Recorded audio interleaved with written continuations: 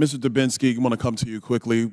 A lot of talk about evidence. On the screens in the room, we have an organizational chart from the IRS investigative team that was looking into the business practices of Hunter Biden and his associates. This org chart is from 2014.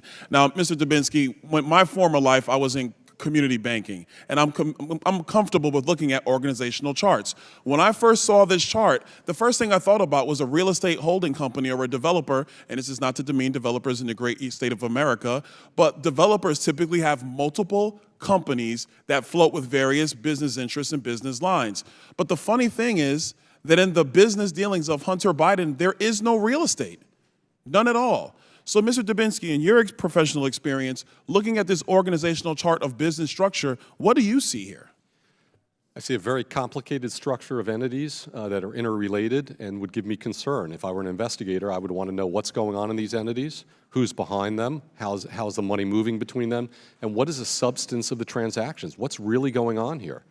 Mr. Dubinsky, do you think it's in the interest of this committee that is now in an inquiry phase to actually find out all of the flow of money between these entities and what the purpose was? Absolutely. Next slide, please.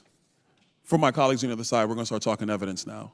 This is now a slide of the organizational chart of the Hunter Biden business companies and with associates from 2018, from the same IRS investigators who broke down the business structure in 2014.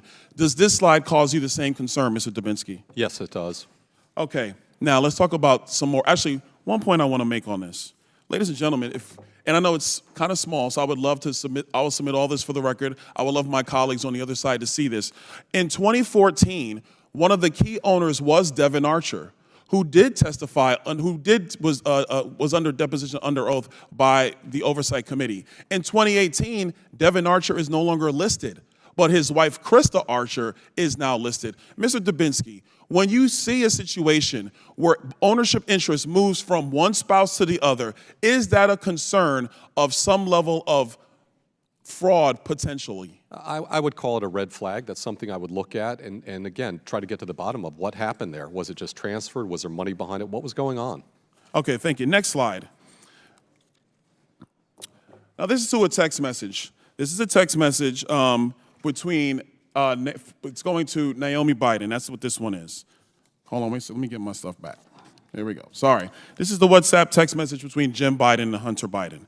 In this text message, it clearly says, anyway, we can talk later, but you've been drawn into something purely for the purpose of protecting Dad.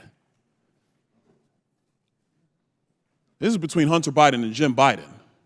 Last time I checked, the father of Jim Biden and Joe Biden is now passed away. So I'm assuming this is Hunter Biden saying to Jim Biden, the president's brother, that you've been brought in this for the sole purpose of protecting Dad. Ms. O'Connor, do you think that this text message would lead this committee to get further information about the business dealings of Hunter Biden and how that actually links to Jim Biden, the president's brother, and why they are so concerned with protecting Dad, AKA Joe Biden, AKA the President of the United States? Yes. Thank you. Next slide, please.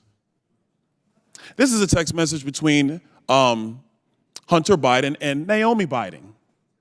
And this one is a famous one. Everybody knows this one. This is a famous one that says, I hope you all do what I did and pay for everything for this entire family for 30 years. It's really hard.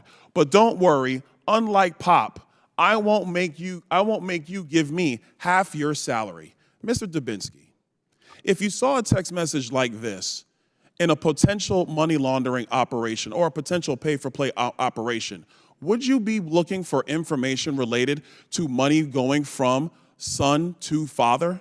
Absolutely, without a doubt. Thank you. Next slide. Oh, this is a fun one. Ladies and gentlemen, this one is from 2018. This is about 4 months before Joe Biden launched his campaign for president of the United States, December 2018. The highlight is, this is a text message between Jim Biden and Hunter Biden. Hunter Biden was in a bad way, by the way. He was really strung out. He lost a bunch of money. He needed help. Jim Biden says, this can work. You need a safe harbor. I can work with your father alone. It'll probably take several months and everybody can read the text.